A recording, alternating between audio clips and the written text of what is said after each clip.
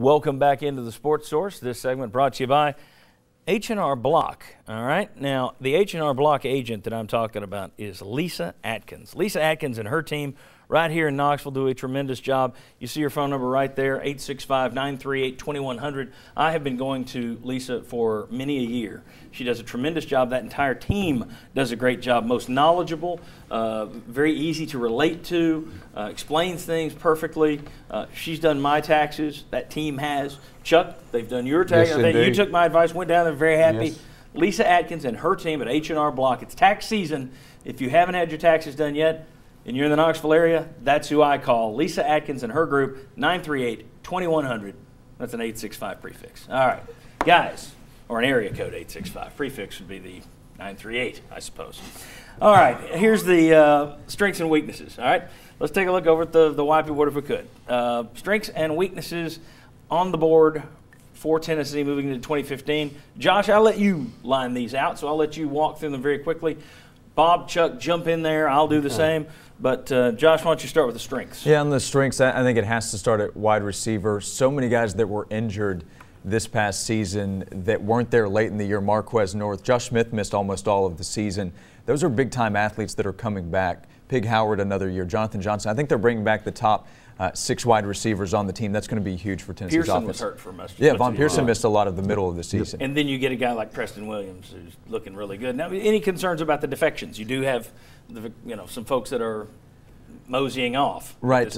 Vic Wharton and Ryan Jenkins are leaving, but those guys are, maybe there's some concern there with your depth, but if Preston Williams is able to play for you sometime in the middle of the season, if injuries do occur, look, they've dealt with it at this point, so I don't think it's a major concern. All right, next up you've got, Bob, you looked at me, do you want to I was just going to say throw a couple of good tight ends in on that group, too. Okay. I know they're not wide receivers, but I think that makes your receiving core that much better. Yeah, you hope Ethan Wolf takes a step forward for you. All right. Got defensive backs next. Yeah, the defensive backfield, I think, becomes a strength because Cam Sutton can be one of the top corners in the SEC. I think he's already become that, but he should come back as that. And then at safety, remember Ladero McNeil entering last season? There was a concern of his development. I thought he took a step as a junior. He comes back as a senior. Brian Randolph, and then Todd Kelly Jr., his second year in the program. You can feel better about safety. And then holding on to Justin Martin, a junior college cornerback in this class, he could help them right away. You also mentioned earlier in the last segment the improvement along the defensive line, the guys you brought in there. You're adding them to guys like Derek Burnett, who had just a tremendous year last year. Right. That defensive line, there's a reason that's a strength on your list as well. Right. You have a pass rush that's already there coming back. Kurt Magid's going to be a part of that, of course, at linebacker, but can help as a rush in.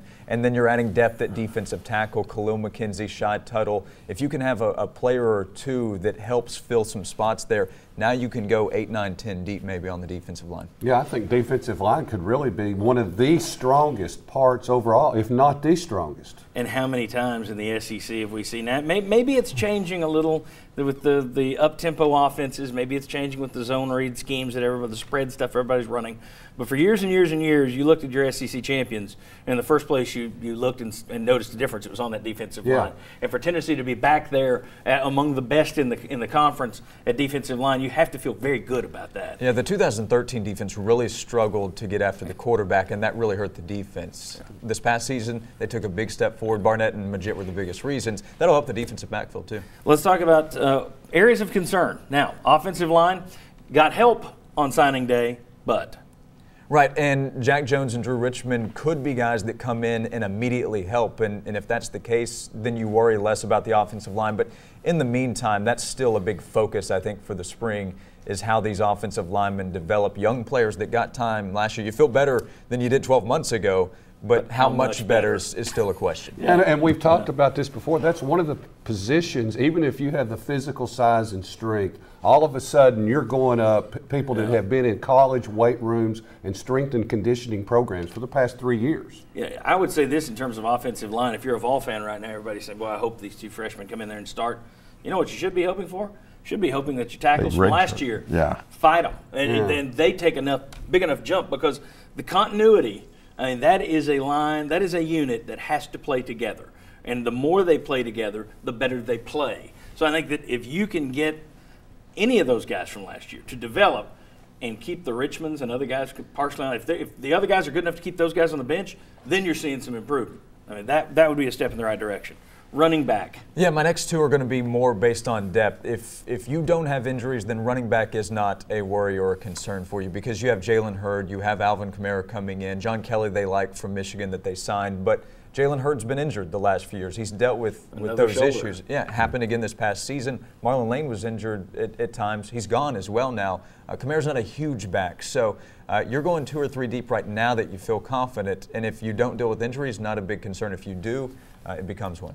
We got quarterback next. Again, an area helped yourself right. on signing day in terms of just overall depth, but in terms of experience. Right, same deal. You could put Tennessee at quarterback as a reason to feel good heading into the season, but also a reason to be concerned. And Butch Jones and his offensive staff, they're going to be thinking about the what-if scenario. And if Josh Dobbs gets hurt, then you're talking about a true freshman coming in and playing. And they like that for the future. They like Sharon Jones and Dormady and Jennings.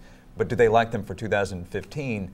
And over the last 5 years, each season Tennessee's dealt with an injury at quarterback. If they have to this year, then you're playing a freshman. You have 0 snaps after Josh Dobbs in a college football game, and that has to be a little worrisome. Yeah. And you got to develop somebody quickly. I mean, you think back, it can work out okay if that happens. I mean, you had the 1 in a million of Brandon Stewart and Peyton Manning sitting on your bench in '94, but that's 1 in a million. Let me throw you another little nugget here. Let's talk about momentum moving forward and momentum in this program. The 2016 class already has 7 commitments. 4 of them are 4 stars. 3 of them are 3 stars. You look at these last 3 classes. Tennessee has gotten players from Tennessee, in no particular order here, obviously. Tennessee, Florida, Georgia, Kansas, Alabama, Maryland, Illinois, Ohio, North Carolina, District of Columbia, California, Virginia, Texas, Michigan, Indiana, Oklahoma.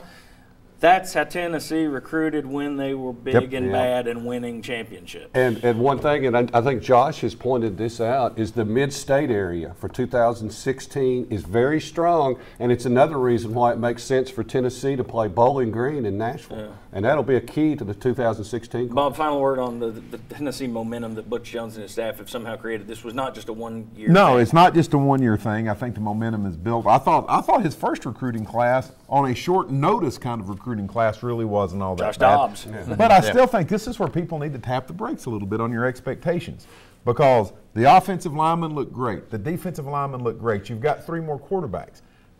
Don't expect any of these guys. You hope they can help you next year, but don't expect them to help you next year. I still think you're looking at improvement this year, and then 2016 is the year when you come out of the showroom and say, "Look what we got." Yeah, I mean, you're going to have people predicting them to win the East this offseason. It's already happened. You know, and national people are going to do it because national people. And what we do in the media, so we make a splash, is we throw out something outlandish. We go with a dark horse because we don't want to be the same as everybody else. Tennessee shouldn't be picked to win the East this year. They shouldn't. Their schedule's still tough if you look at it. Next year, that's when that's when they should come out as an SEC competitor, challenger for that title. All right, thanks to Josh Ward. You'll be able to see him tonight on 6 Sports Sunday. We'll tell you more about that later in today's show. Up next, Mike DeBoard. We said what we liked. Where are the concerns? Come on back on the Sports Source.